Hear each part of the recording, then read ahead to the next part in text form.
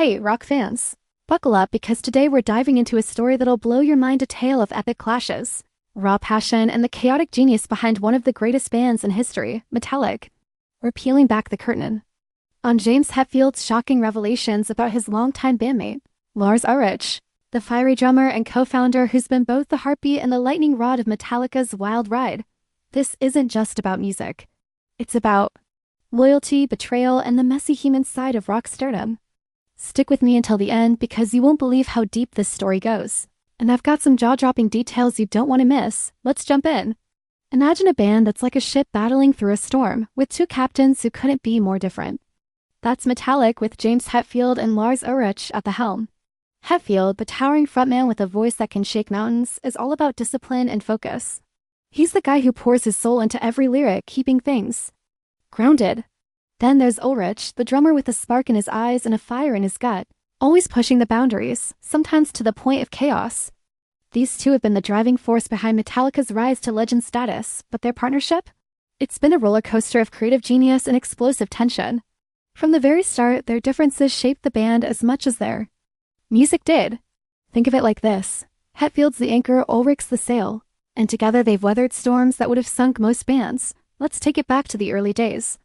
Metallica was born in the gritty underground of the 1980s thrash metal scene, and Hetfield and Ulrich were the glue holding it together, but even then their personalities clashed. Hetfield liked to keep things tight, sticking to the raw, heavy sound that made Metallica stand out. Ulrich, on the other hand, was always chasing the next big idea, throwing curveballs that sometimes left Hetfield scratching his head. It wasn't just about music. It was about control. Hetfield wanted to steer the ship steady, while Ulrich was out there rocking the boat. These early clashes weren't just arguments, they were the sparks that ignited Metallica's fire. Every fight, every disagreement pushed them to create something bigger, something heavier.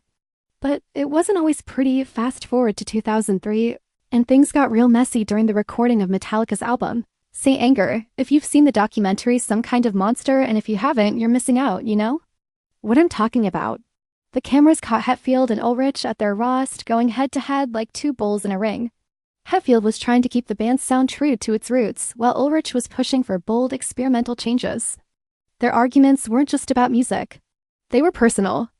Ulrich's aggressive demands clashed with Hetfield's need for control, and the tension was so thick you could cut it with a knife.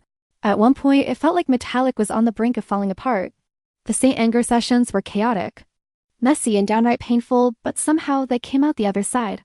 That album might divide fans, but it's proof that conflict can create something unforgettable.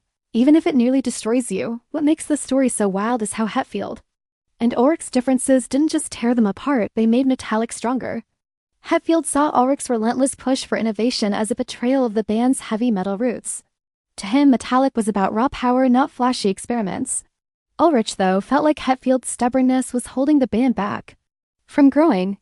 It was like they were speaking different languages, but somehow they found a way to keep the ship sailing. Their partnership was a fragile truce, built on mutual respect but constantly tested by their opposite personalities. Every clash brought them closer to the edge, but it also pushed Metallica to new heights. Albums like Master of Puppets and the Black Album wouldn't exist without that tension. It's like the old saying, no pain, no gain, but let's zoom out for a second to talk about Lars Ulrich, because this guy is one of the most polarizing figures in rock history. Beyond Metallica, Ulrich became a lightning rod for controversy, especially during his infamous battle with Napster in 2000. If you were around back then, you remember the chaos. Napster was the hot new thing, letting fans download music for free, and the music industry was freaking out. Ulrich stepped up, taking on the file-sharing giant with a fierce belief in artists' rights. He wasn't just fighting for Metallica. He was fighting for every musician who deserved to get paid for their work. Picture this, Ulrich standing before Congress, passionately arguing against piracy while Metallica fans outside were burning their CDs in protest. It was a bold move, but it backfired big time. The Napster fight turned Ulrich into public enemy number one for a lot of fans. People who once idolized him now saw him as greedy, out of touch with the digital age. The backlash was brutal. Think death threats, public ridicule, and a PR nightmare that left scars. To Ulrich, it was a battle worth fighting, but it cost him dearly. Fans felt betrayed, accusing him of choosing money over the spirit of rock. The truth? Ulrich was standing up for what he believed in, but his aggressive approach alienated a generation. It cemented his reputation as a guy who's admired for his principles but hated for how he fights for them. That Napster saga is a perfect example of who Lars Ulrich is, a guy who thrives on conflict. Even when it burns bridges. Now, let's talk about the human cost of Ulrich's intensity. Because his battles weren't just with outsiders, they were with his own bandmates. Take Jason Newsted, the bassist who joined Metallica after the tragic death of Cliff Burton in 1986. Newsted was young, eager, and stepping into a band that was still grieving. From day one, he was fighting an uphill battle. Ulrich, with his dominating personality, saw Newsted as an outsider, a replacement rather than an equal. It wasn't just that Ulrich dismissed Newsted's ideas. He barely gave them a chance. One of the most infamous examples is the 1988 album, And Justice for All. If you've ever listened to it, you might have noticed something weird. The bass is practically inaudible. Fans have speculated for years that Ulrich and Hetfield, who controlled the production, intentionally turned down Newsted's parts as a way to keep him in his place. Whether it was on purpose or not, it was a gut punch for Newsted, a reminder that he'd always be the new guy. Things only got worse from there.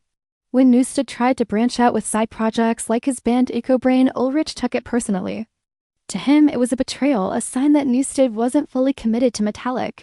The arguments got heated, with Ulrich questioning Newsted's loyalty. By 2001, the tension was unbearable and Newsted walked away from Metallica. His departure left a mark on the band's history, a reminder of how Ulrich's unyielding expectations could push people away. Newsted wasn't just a bassist.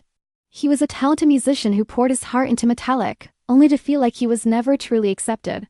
It's a heartbreaking chapter in the band's story, and it shows the darker side of Ulrich's drive. Then, there's Dave Mustaine, a name that's forever tied to Metallica's early years. Mustaine was the band's original lead guitarist, a brilliant but troubled talent whose substance abuse and erratic behavior led to his firing in 1983. Ulrich and Hetfield made the call, and it wasn't an easy one. Picture this: Mustaine blindsided, sitting on a Greyhound bus back to California with no warning, no closure, just a shattered dream. That moment sparked one of rock's longest-running feuds. Mustaine went on to form Megadeth and achieve massive success, but the pain of being kicked out of Metallica never faded. He spent decades airing his grievances, accusing Ulrich of downplaying his contributions to the band's early sound. Ulrich never one to back down, countered by pointing out Mustaine's self-destructive habits. Their war of words played on in interviews, with Mustaine venting his bitterness and Ulrich staying unapologetic. It's a rivalry that's become legendary, a symbol of how ambition and ego can tear apart even the tightest bonds. Ulrich's confrontational nature didn't stop with his bandmates. He clashed with other big names in the metal scene like Kerry King from Slayer. King was vocal about his dislike for Metallica's shift toward a more mainstream sound in the 1990s with albums like Load and Reload. To him, Metallica was abandoning the thrash metal roots they helped create. Ulrich brushed off King's criticism, calling it jealousy from a smaller band trying to stay relevant. It wasn't just a personal jab. It was part of a bigger debate in the metal world about staying true to the underground versus chasing mainstream success. The tension between Ulrich and King never turned into a full-blown war, but it showed how Ulrich's sharp tongue could spark friction with anyone who questioned Metallica's path. And then there's Axl Rose, the unpredictable frontman of Guns N' Roses. If you thought Ulrich's clashes with his bandmates were intense, wait until you hear about the chaos of Metallica's 1992 co-headlining tour with Guns N' Roses. This tour was a disaster waiting to happen: two massive bands, two massive egos, and a whole lot of tension. Rose's erratic behavior, like showing up hours late to shows, drove Ulrich up the wall. Things came to a head during a show in Montreal, where technical issues and Rose's sudden exit from the stage sparked a full-scale riot. Ulrich didn't hold back, publicly slamming Rose for his lack of professionalism. It was a clash of titans, two rock stars with larger-than-life personalities who couldn't stand each other. That tour is still one of rock's most infamous moments, and it's a perfect example of how Ulrich's no-nonsense attitude could turn a spark into a wildfire. For Ulrich, these conflicts weren't just fights, they were part of who he was. He didn't just survive on tension, he thrived on it. Every battle, whether with Hetfield, Newsted, Mustaine, or even Axl Rose, shaped Metallica's story. His willingness to stand his ground, no matter the cost, made him a fierce defender of the band's vision. But it also made him a polarizing figure, someone who could inspire loyalty and spark resentment in equal measure. Ulrich's intensity pushed Metallica to greatness, but it left a trail of broken relationships and bruised egos. It's like he was always walking a tightrope, balancing his passion for music with the chaos that came with it. Now, let's get personal, because Lars Ulrich's story isn't just about music or band drama, it's about the man behind the drums. Ulrich's life offstage was as turbulent as his career. His relentless drive, the same thing that made Metallica a global powerhouse, often came at a huge personal cost. Picture this, a rock star who's adored by millions, selling out stadiums around the world, but struggling to find peace at home. Ulrich's perfectionism was a gift in the studio, but in his personal life it was a double-edged sword. His 2 divorces are proof of that. His first marriage to Debbie Jones in the 1980s fell apart under the weight of Metallica's grueling tour schedule. Jones wasn't ready for the chaos of rock stardom, and Ulrich's focus on the band left little room for their relationship. What started as love faded into resentment, and they went their separate ways. His second marriage, to Skylar Satenstein, was even more high-profile and just as rocky. Skylar, a physician, seemed like a perfect match for Ulrich at first. They had 2 sons together, and for a while it looked like Ulrich had found some stability. But his workaholic nature took over. Metallica's endless tours and Ulrich's need to control every detail of his career drove a wedge between them. The marriage crumbled, leaving Ulrich to face the fact that his professional success came at the expense of his personal life. It's a story you hear a lot in the rock world. But for Ulrich, it hit hard. He was the guy who could take on the world, but when it came to his relationships, he was fighting a losing battle. Ulrich's love life didn't get any easier after that. He became known for dating high-profile women from fashion and entertainment. But those relationships often followed the same pattern: intense passion, then emotional distance. Ulrich craved stability but couldn't step away from the demands of his career. Behind the rock star image, he was battling insecurities, questioning whether he could ever find balance. It's a side of Ulrich you don't often see: the fearless drummer who could stand up to Napster or argue with Hetfield, staring in the mirror and wondering if he'd ever get it right. His intensity, his drive, his obsession with being the best, they made him a legend. But they also left his personal life in pieces. But here's where the story takes a turn. Because Ulrich's life isn't just about chaos and conflict, it's about redemption too.